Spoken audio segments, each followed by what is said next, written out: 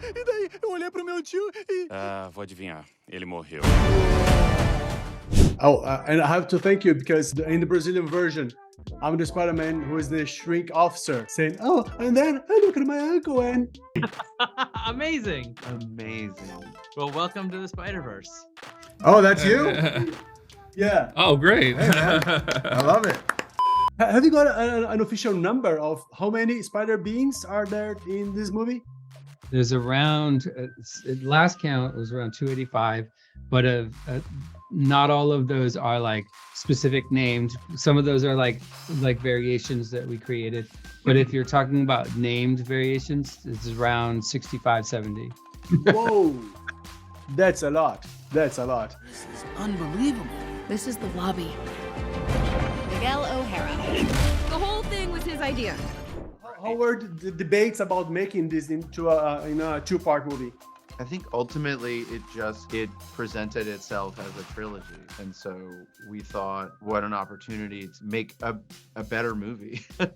That was really what it came down to. It was like a better and more interesting movie that was more character driven, told a really important story about Miles' growth as a person. So even though the plot still has some parts to be told, it's still a really satisfying journey for Miles, his parents, Peter. It's a lot about people making one choice at the beginning and then deciding to do something else at the end. Right. And so it ended up feeling like this part of the story felt like the middle movie, the middle chapter of a trilogy. And where we end up in the third movie feels like the end.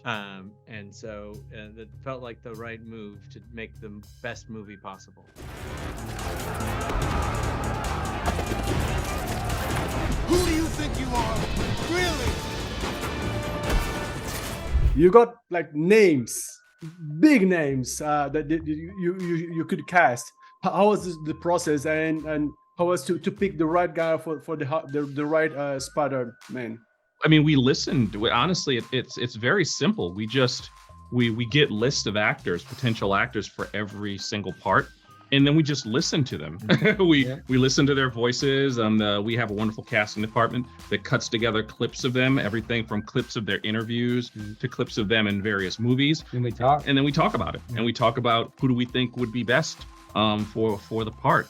And one of the things we're really lucky about is that the first film was such a big phenomenon that a lot of actors of all stripes are fans of Spider-Verse and wanted to be involved in this movie. So it wasn't exactly a hard sell this time. Pretty much everyone we went out to and asked to do the film ended up doing the film. Yeah. If they didn't know it, the kids definitely knew it. Yes. So are you like a cow or a Dalmatian? I am the Spot.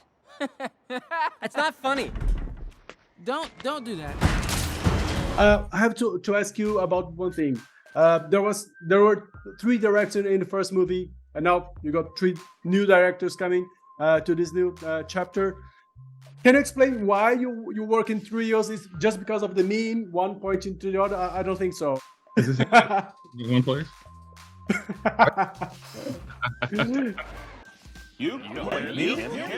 It's a big film. You know what I mean? This is a big undertaking. It's a big movie, man.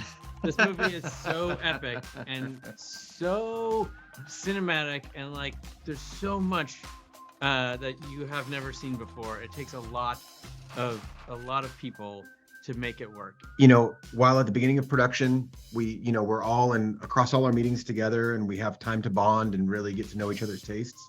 Once the machine gets going, there's so many pieces that are moving at the same time that we all have to kind of go into our separate chambers and to get this thing done.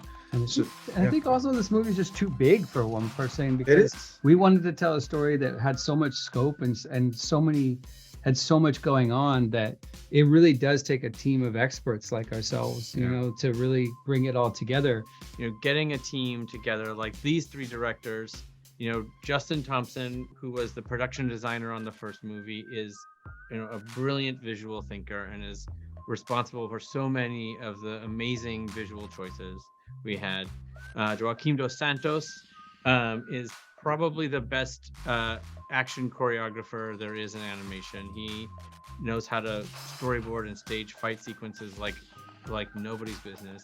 And Kemp Powers who's Oscar nominated writer and co-director of Oscar nominated film Soul, is Winning film. That's right, winning film Soul, is like a brilliant person who is great with story, great with actors, and great just understanding like how to make the story feel sophisticated and emotional. It's like the amount of expertise one person would have to have. Instead, we could have three. Yeah.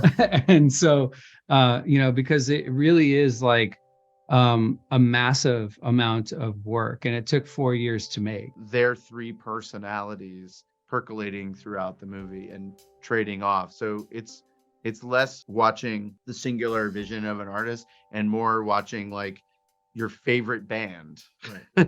That each take turns like soloing during your favorite song. We just all got the best jazz musicians together. You guys came to CCXP, the Comic-Con in Brazil, Yeah. to promote the first Spider-Verse, and came back in our online version during the pandemics. That when you were releasing the two titles. That's right. Can you show me some spoiler about the Beyond the Spider-Verse, or commit to come to Brazil back in December? I mean, we loved our time in Brazil. We would love to come back. I mean, first of all, I love. I had the greatest sandwich of my life. That mortadella sandwich that we had, that very tall mortadella sandwich, fantastic. I'm still thinking about it. I ate a lot of pão de queijo. That was really excellent for me, and all the caipirinhas. So it was really, we ingested a lot of wonderful things. We met a lot of wonderful people. It would be a delight to come back to Brazil. Yes. Everyone in Brazil needs to come out and see this film. Whether you're in Sao Paulo or Rio de Janeiro, Belo Horizonte, wherever you are, we want you to come and see Spider-Man Across the Spider-Verse. Obrigado.